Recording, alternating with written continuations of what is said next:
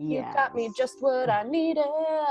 I was just talking about how I was not recording the session this entire time, so we missed a good chunk of it, but I think that we're at a point, since I just started recording now, in the story where it's, you know, it'll make sense. Maybe. I don't know, we'll see. So welcome back to Into the Feywild, where Cadiz just cast locate object to find the mysterious flower. And as you kind of like sit down and meditate for a moment, the magical essence within yourself kind of like stirring, it pings. And you open your eyes and you look over in the direction of where ZZ Top lays sleeping silently. The midnight blue chrysanthemum flower is currently nestled, hidden within his shaggy beard. And you now know that it was definitely the two Feywild inhabitants that took your protection from harm in the Feywild. What do you want to do? I'm gonna leave the flower there for now and just keep it noted that that they have the flower. And as long as I'm with them, I should be good and protected by the flower's magic, at least through whatever the transitive property of protection. I'm sure I read that in the player's handbook somewhere.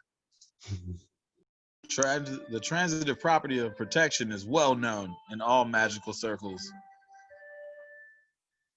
Protection, transit properties, everyone knows. Awesome. Getting right back into it. So, you know, Gabby, you guys in this power nap, you ascertained that, you know, the fungal forest is said to exist in this huge underground cavern from which this great chasm can be seen from stretches of land all the way to the depths of the Underdark. And you know that mushrooms of all sizes apparently grow here, ranging from ordinary forest fungi to caps of that rival great trees. And though this well-known forest, for those who dwell in the lore of the Feywild and all of its insanity, this particular forest of the fungi is vastly different. The sheer fact that it's above ground and in this type of an environment sends alarm bells ringing through your head. You don't know what the source of this is, but you get the sense that there's something sick and deep within the Underdark that may be causing this fungal forest the fungal forest of the fungal princess to emerge onto the surface level in this toxic manner.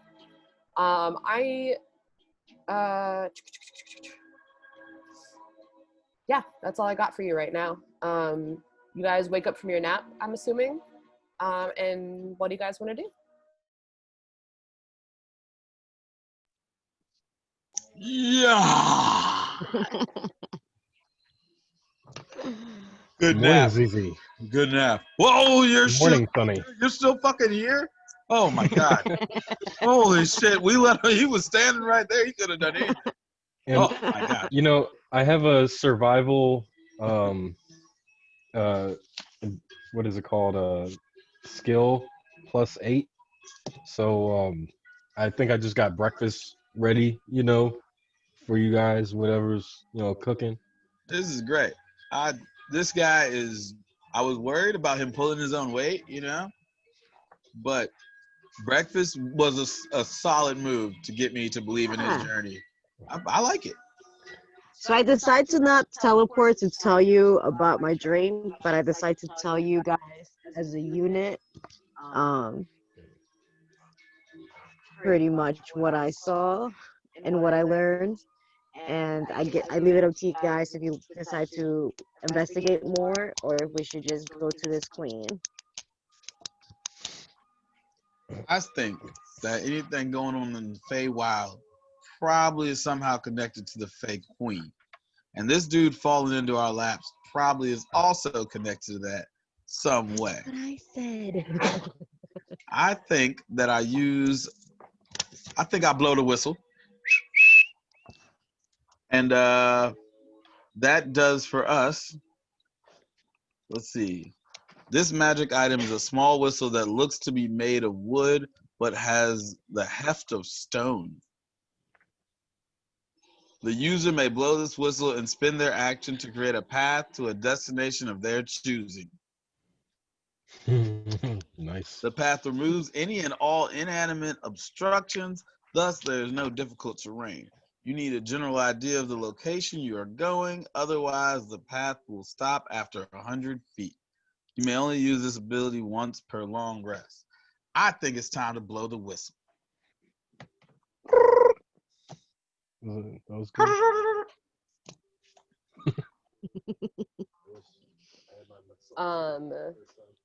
Great. So you all go ahead and communicate this newfound information. ZZ Top, you go ahead and you blow your magical whistle as you meditate on the location of the Summer Queen and the court, the Summer Court, excuse me.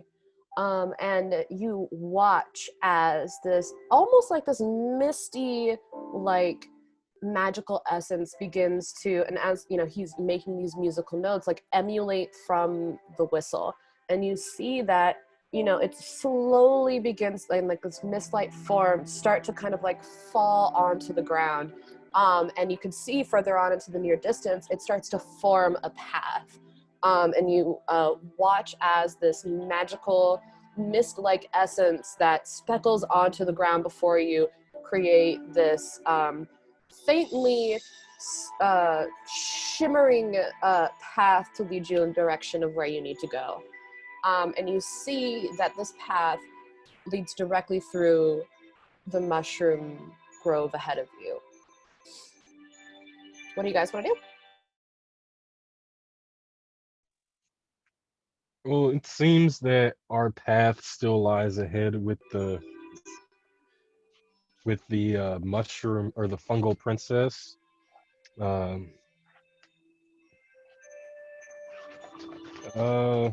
I think we should follow Jordan or ZZ's path, and if we run into the princess, we should definitely try to help her, if we can. If we just happen, if we do eye contact on the way to the queen. How about that?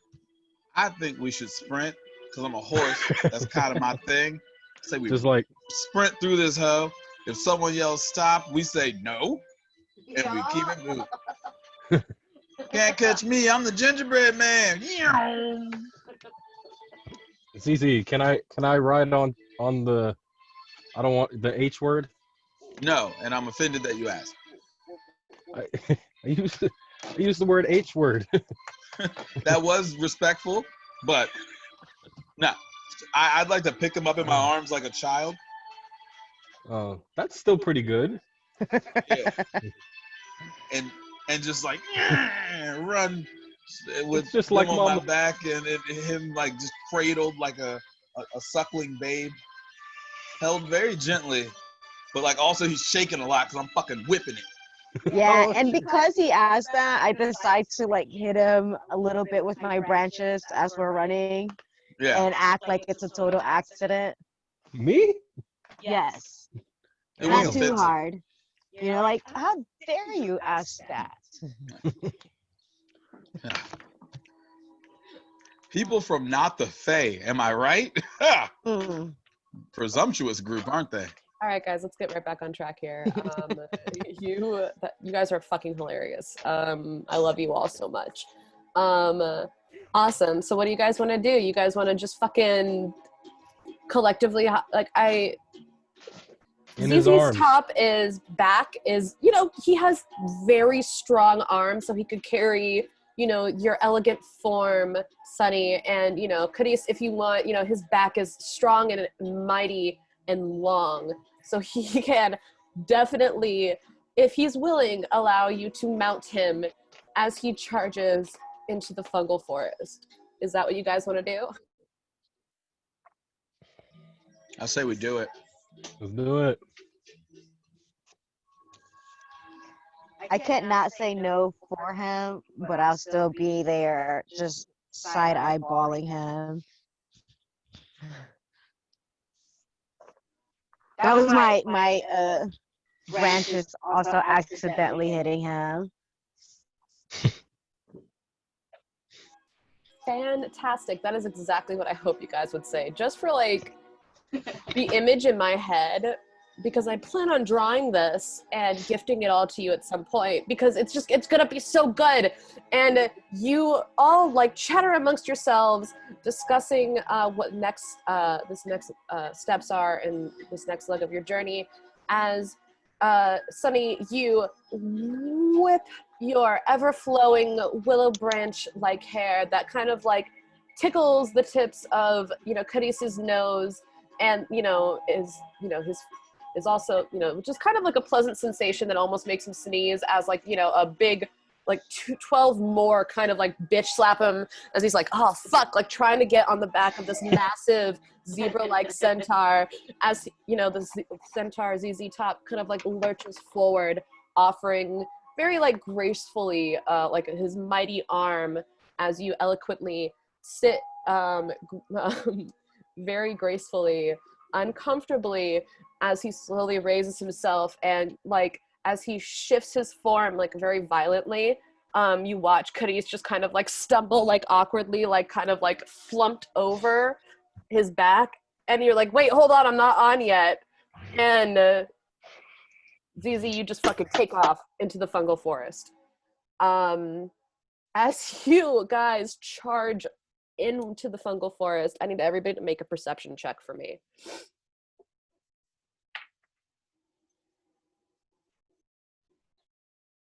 Shout it out when you're ready. 10. 9. 24. You're always doing too much, man. That's who. Yo, it's either 24 or like 2. Yeah, like you got, it's always a number I didn't think we could do, or like something terrible.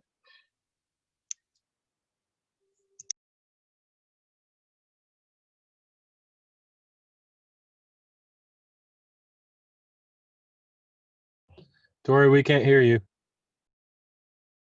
Sorry, I'm like drawing a stick figured version of like what I just described so I can draw it properly later and I understand like what it means. I promise I will show you guys. Fantastic. So let's start with the Fey twins. You guys, as you race forward into the fungal forest, you spot off to the side, all three of you, you know, as you walk towards this massive forest, and you see that these mushrooms, you know, are as tall as trees. You know, they reach towards the sky, and their caps, you know, create this massive canopy that kind of,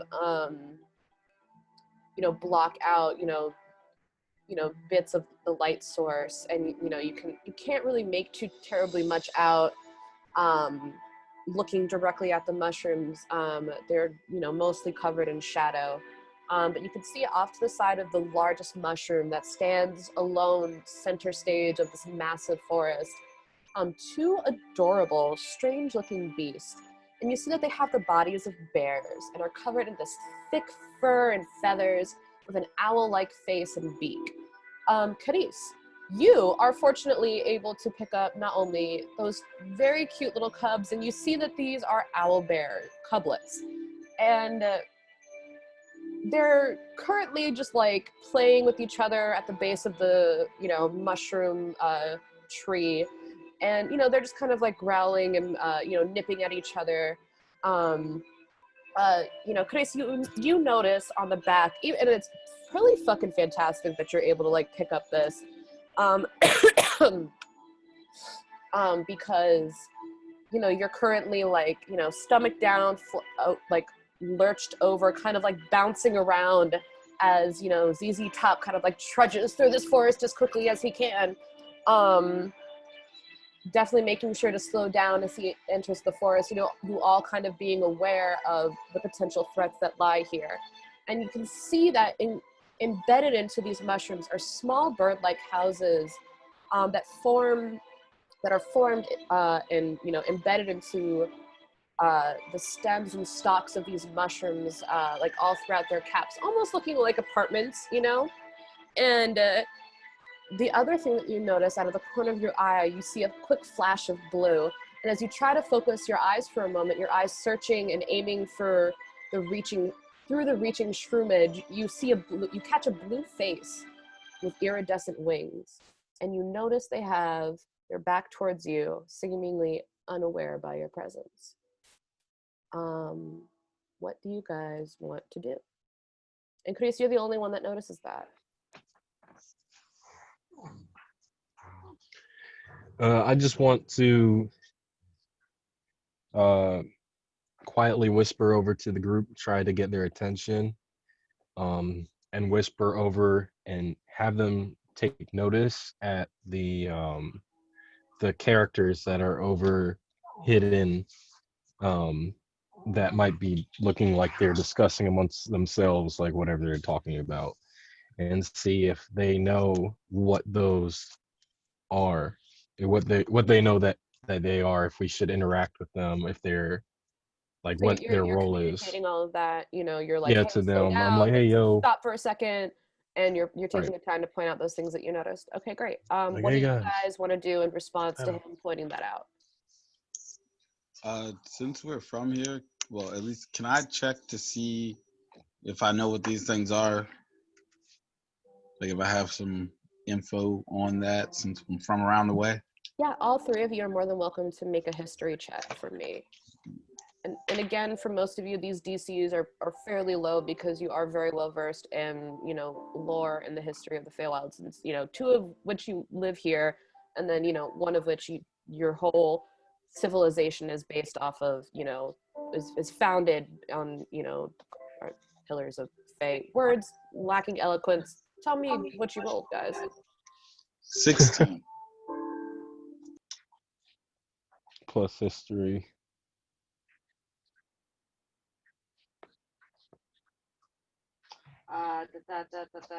So I have 9. I got 7.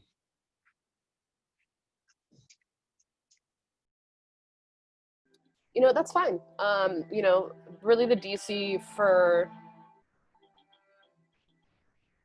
you know, again, it was fairly low. So let me, you guys kind of take a moment thinking about it. These owlbear cublets, the three of you get the sense that if there are cublets, there's a mother nearby. And a mother is stronger than the three of you combined. And if there are cublets, you know, and her mother's nearby, you want to get the fuck away from this area. That's what you three kind of collectively discuss amongst yourselves.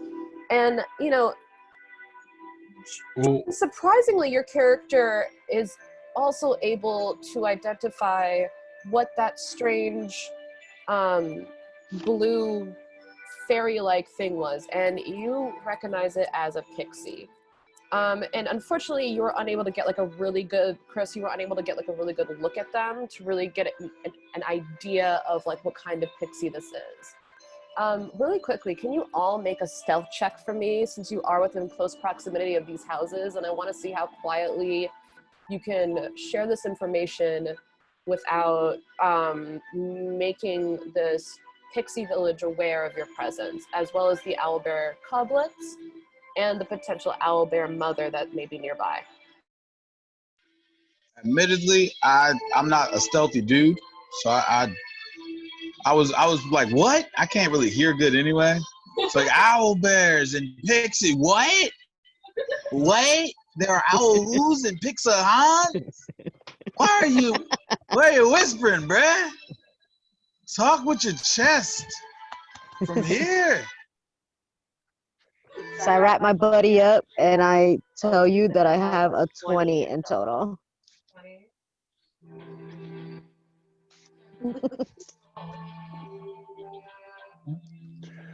I got a I got a 15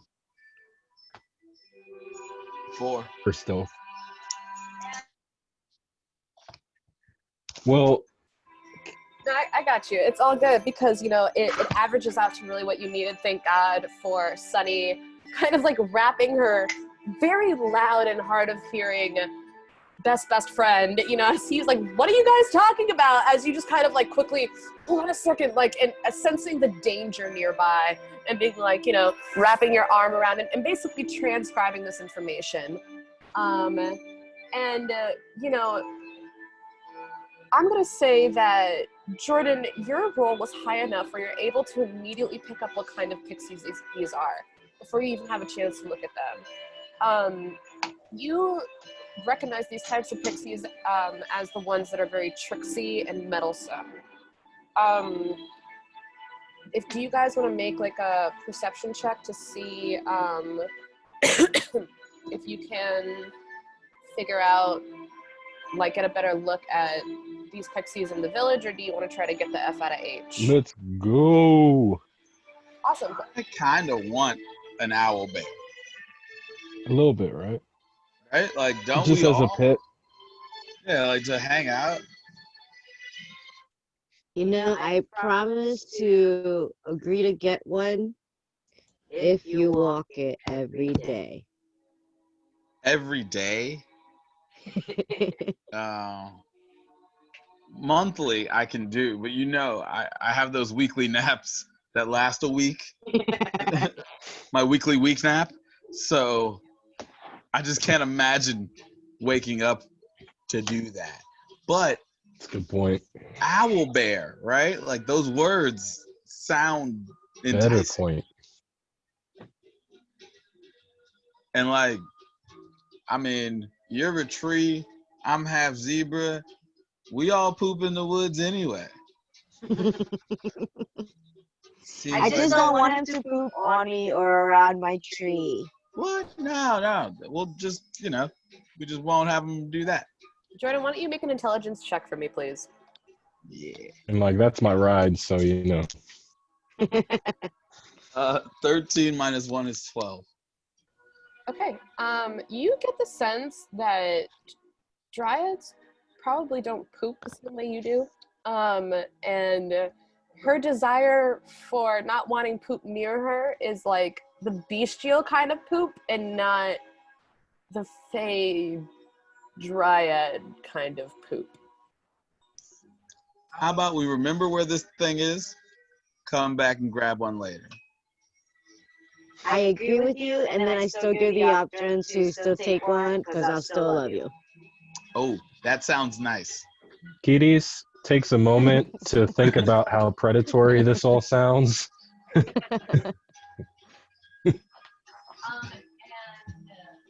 As you guys, you know, chat amongst yourselves, trying to figure out like what you want to do, you hear the fluttering of wings.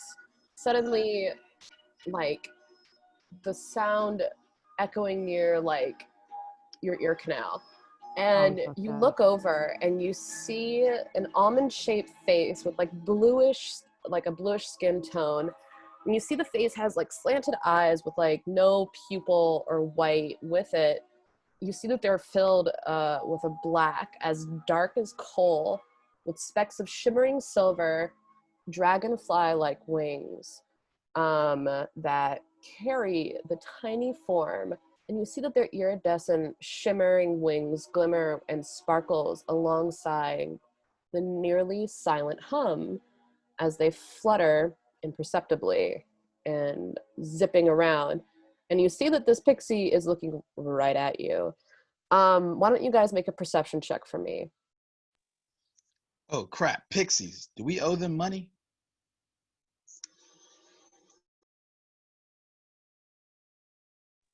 I don't recall. I got a 24. So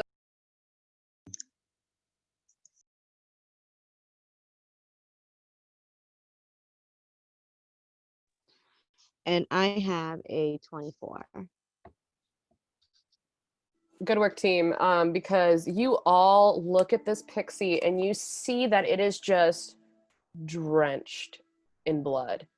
And you guys, like, if you, the PCs, were to look at your characters, you see the cartoonish light bulb pop up over your heads as you collectively go, shit, the Red Cap Gang!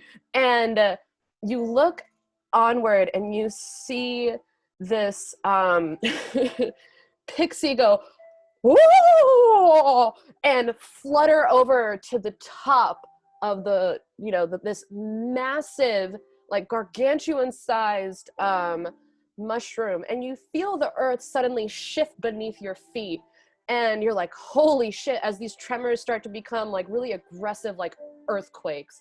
And you watch as the base of this mushroom like tree, like, you see the roots begin to like burst through the earth, and kind of almost like feet like shift, and like you watch as this mushroom form stem begins to like turn and rotate, and you see that you and sorry, let me start off with what you hear first. You hear the earth like rumble and begin to crack and break as you hear this high-pitched screeching emulating from the top of this massive mushroom's canopy.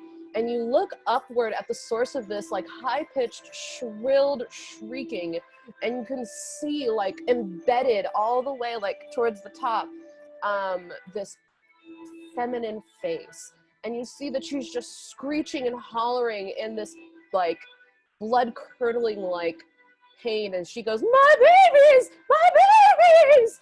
I need everybody to roll initiative for me.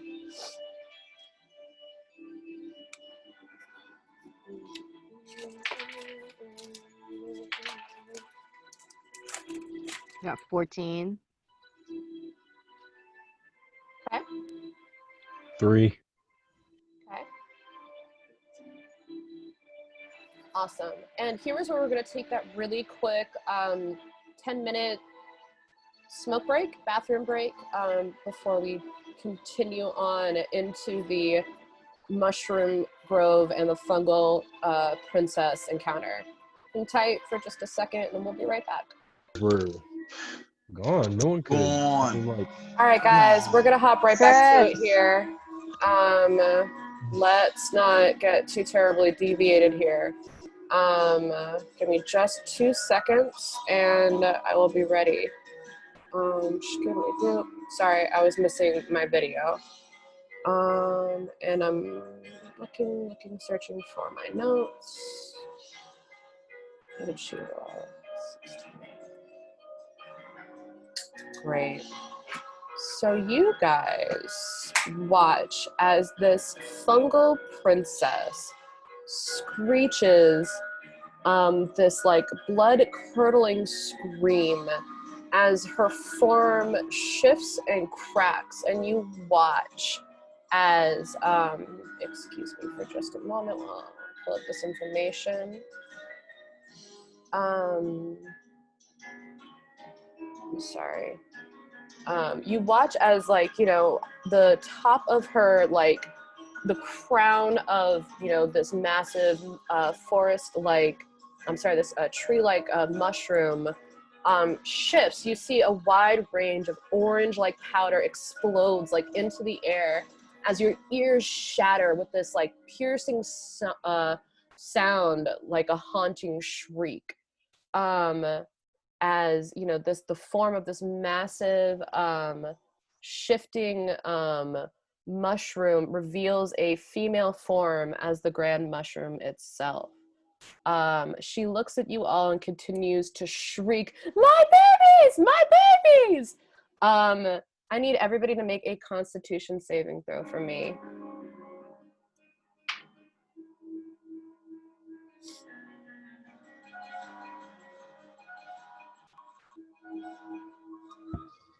I got an 8. Okay. I got the dirtiest 20. Nice. I got you, Chris. 6. Fan-diddly-tastic. Jordan, you are the only one that manages to succeed. You all feel the sensation as this orange powder-like substance begins to like trickle and fall into your form. You see these vague images, strange faces that you don't recognize begin to violently pour into your mind. Your visions begin to swirl with bright, vibrant, unreal colors and intensity. You are so overstimulated in this moment.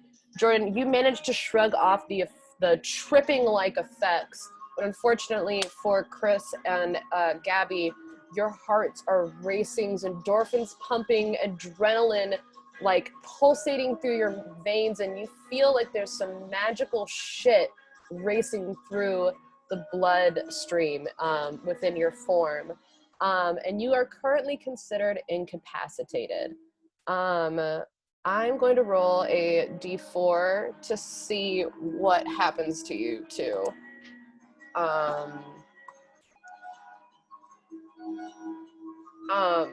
Gabby, nothing happens to you. You know, you're still tripping, but you see like the world is like crazy colors. You're just like balls to the wall right now. You currently have disadvantage on all attack rolls and ability checks. So go ahead, I'm gonna make a note of that. Unfortunately, Chris, you are overwhelmed with this like overstimulating like magical powder dust, and your eyes begin to shift like, and ZZ Top and Sunny, you guys notice this, and you watch, you know, his eyes kind of like glaze to this like deep red color, and you see his like the way that he looks at you all, because you all are presently like huddled, like discussing like the next steps to take in this journey of yours. And you see that, you know, as he's looking at you, it's almost like he's looking through you, and you see through this like red rage that begins to develop. Chris, you are compelled to raise your staff and attack the dryad that stands ahead of you. You begin to watch as, you know, you hear these like very high-pitched screeches emulating from within these large mushrooms. You watch as these pixies begin to swarm wildly in chaos, and as they scream this like blood-curdling scream, bits of that like are like completely like covering their form begin to drip down at you like rain calling from the sky. You see that the mushroom princess screeches, and as she revs up to kind of like shake her massive canopy crown, unleashing another bout of tripping dust upon you guys. As you all are tripping balls, I need everybody to make a perception check. Jordan, you can just go ahead and roll a straight perception check for me. Chris and Gabby, you guys are going to roll those at disadvantage.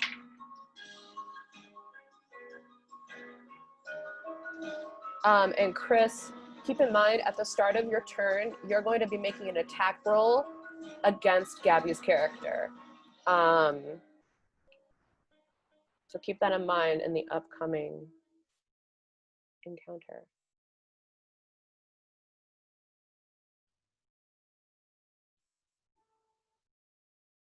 What did you guys roll for perception? So I roll twice for disadvantage on attack as well. Mm-hmm. Wait, no, you just attack her. Well, I'm sorry. Oh, The so I'm attacking. incapacitated condition means that in this instance, you have disadvantage on ability checks and attack rolls. So when you do roll an attack, you will roll for disadvantage. And when you're rolling this perception check, I need both you, Chris, and Gabby to roll disadvantage. So that means you just roll twice and you take the lower number. All right, so that's you. And that's me. Okay. I got a 1. Got a 1. Fan-diddly-tastic. What about you, Gabs? Am I adding this to anything at all, or I'm just telling you the lowest number? You add but your I perception. still, Yeah, I don't add my wisdom modifier on a disadvantage, do I? you do. You would still Oh, add it. so Yeah. I get 6. No, you rolled a natural 1, so your number is 1. Like 1 is like the worst possible outcome. 20 is the best possible outcome. Every number in between gets a modifier or your proficiency. So I got like 4. this is gonna be interesting. Gabs, what did you roll? I'm sorry, I didn't hear you. I got 11 in total. 11. Awesome possum. Fortunately for you, Sunny and Zizi, you guys can make out in the near distance as you see this like chaos ensuing around you, the form, and you hear the scuffling of feet, with like this nervous chatter like kind of happening in the background, followed by this like very loud honk honk as Hey, Geese Goose walks into the scene. Where am I? Sorry. Where to my hand? Okay, so they're gonna be coming in from this way because that's where the camera can see them. Can you guys see them? Great. And you guys watch as this like massive, like awkwardly waddling form of Geese Goose, which is like a 15-foot tall goose, that seems to be, you know, strangely powerful. You know, you look over and you see his compatriot guy in a bush, who's just kind of like nervously chattering away. He's like, oh God, I don't really want to go in here, Geese. We don't know these guys too well. And I don't know, you don't want to catch me shrubbing about that. As he's just continuing to just ramble on anxiously as they walk into this strange encounter. And you look on and you see Geese is the one who actually is first up in this initiative order. And if you give me just one moment, I'm going to pull up his stats and we're going to find out what he does.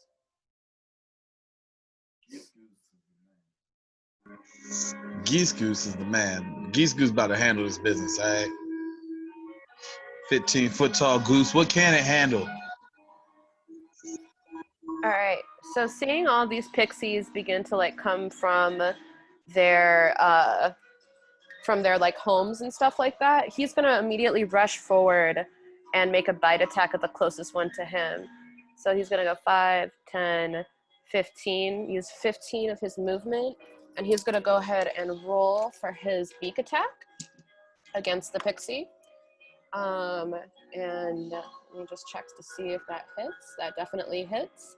Because he has a ridiculous +5. And you watch as this, like, you know, massive geese honk honk, and he flaps his wings and just like waddles over, like, and just like charges straight for this like blood-covered pixie. His neck cranes and reaches back and snaps towards the pixie form and chomps and completely eviscerates it. 1 down, 5 to go. And you see he's going to go ahead and turn his attention to the pixie that's currently here, and he's going to use the rest of his 70 movement speed, 5, 10, 15, 20, and he's going to go ahead and make another attack towards that pixie, which hits, and then he's going to go ahead. And you guys watch as this like massive, like strange goose just like honk honk, like aggressively like turns, you know, his eyes like keen on attack, waddles over and just like snaps and completely eviscerating the other red cap gang pixie, and that's going to end his turn. He is going to use a bonus action before he ends his turn to use nimble escape. Oh no, I'm sorry. He's not currently in melee with anybody, so he doesn't need to do that. Great. So yeah, that's just going to end his turn, and he's going to look over. You see, he looks over at Guy, kind of like craning his neck down, like waddling towards him, and he looks like goes down like what would be like eye level for Guy in a bush, and he goes honk, you know, expectantly towards Guy. Next in the initiative, we have Jordan, actually. Yeah. Jordan, what do you want to do?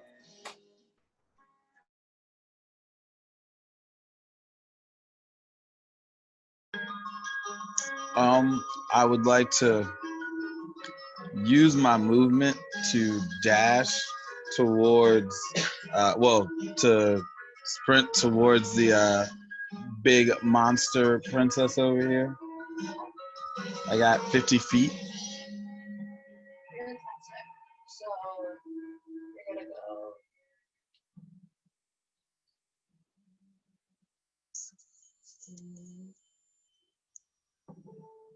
You're gonna go 5, 10, 15, 20, 25. So you use half of your movement to get melee range. Go ahead and make your 2 attacks.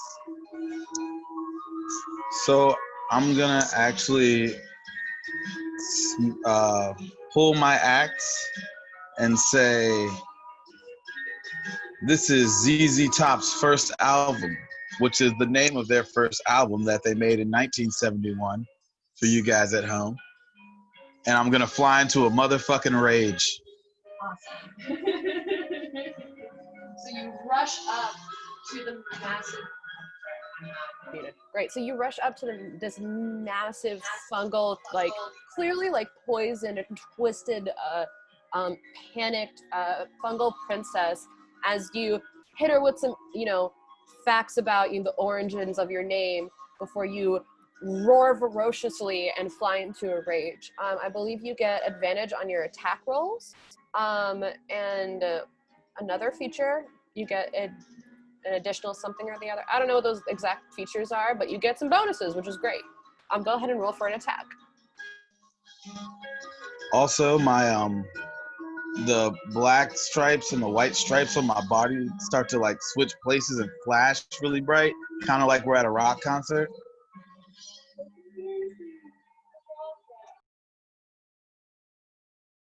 Out of 10.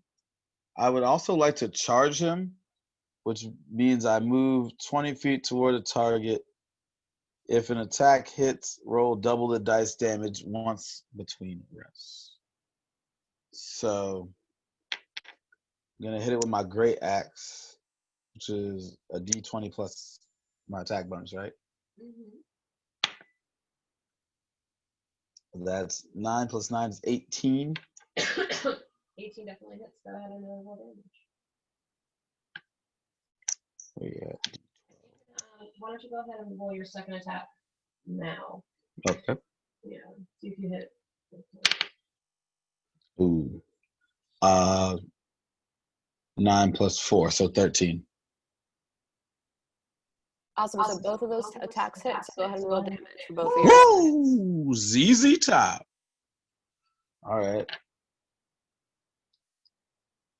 So roll double damage dice. So does that mean I roll 4 or 3? I roll double damage dice. Does that mean I roll 4 or 3? No, so double damage basically means that you roll your damage and you double that. Okay. A 7. Okay.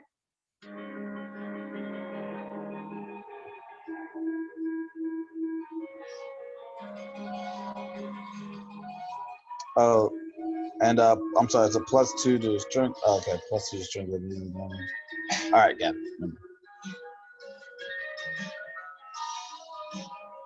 And then I roll another one. another 7. Is that going to end your turn? Anything else you want to do while you're there? I think that's pretty good. I'm chilling. I guess it moves me 20 feet toward the target. Do I go past them if I'm close? Like, do I charge over them, or do I just like stop there? So basically, yeah, what charge is like, you know, imagine like you're charging through, and so that's something that you can kind of like swing in passing, and then you continue on with your momentum. So if you want to use the remaining, what did I say? It was like 30 feet, 20 feet of movement. So if you want to use the remaining 30 feet of movement, you can like choose a direction to go in. Yeah, I'd like to shoot straight past him and just turn like by about 10 feet, turn around and face it. You want to go on the Oh, maybe side? 20 feet, yeah. Yeah, like that. So these are where the owlbear puddles are. You want to be in front of them?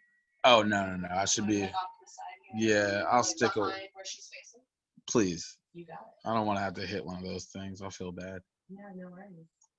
And Deadly Tastic. Next we have Gabby. What would you like to do? Would you be able to show me where I am exactly at this moment?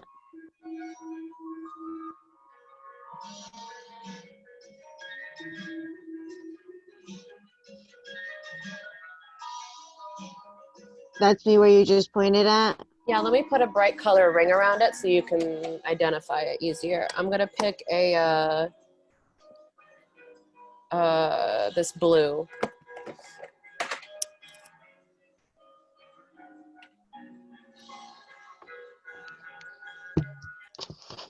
Well, and Chris, you're the pink color.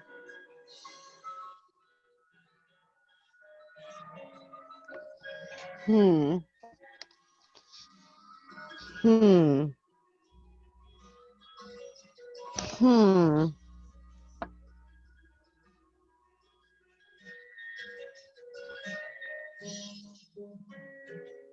Okay, I have a question.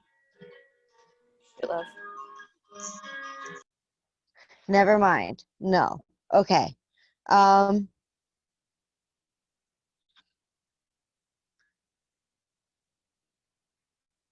Okay, yes, I do have a question. So if I enchant a hallucinatory terrain spell, the enchanted globe, would that also affect like everyone I will say, that's for the on? sake of this, it would affect you. It would affect everyone but you and ZZ because he knows what the magical items effect are.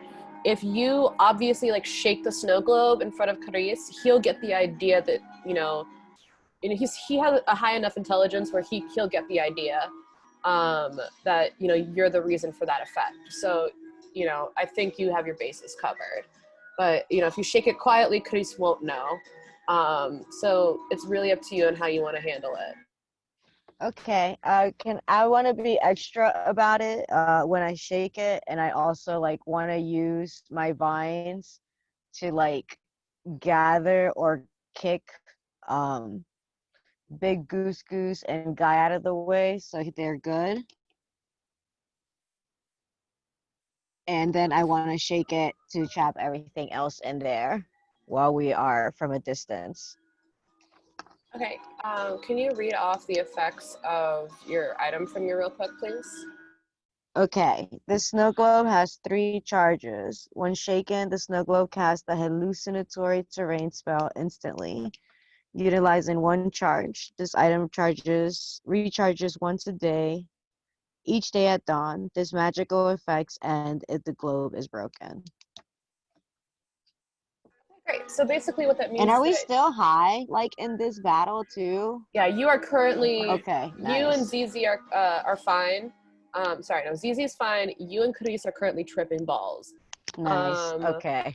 So keep So I'm that. like enjoying all of this. Yeah, no, this is definitely like an energy you can get with. I will say this: you're not necessarily trapping them within the spell, and the way that the spell works is that you're basically affecting the landscape within a particular radius, and I believe it's about 120 feet.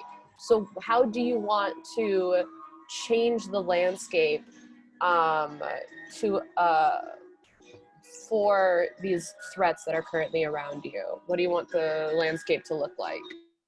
I kind of like want to engulf them in like a little bowl or a little cup,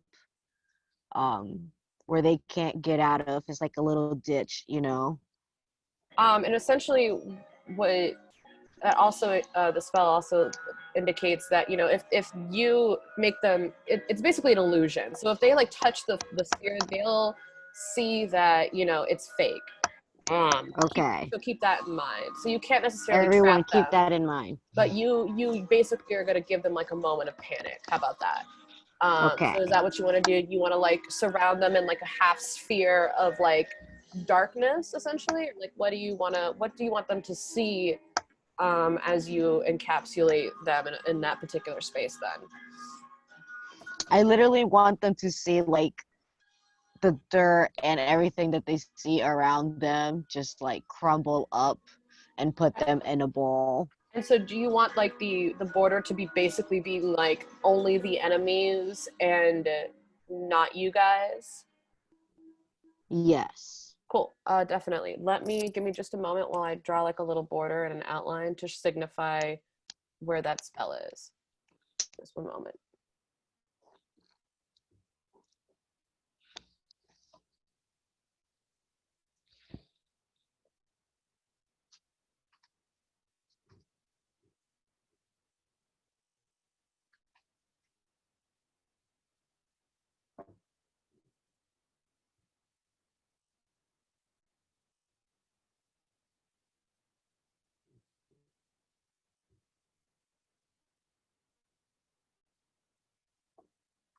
Hmm.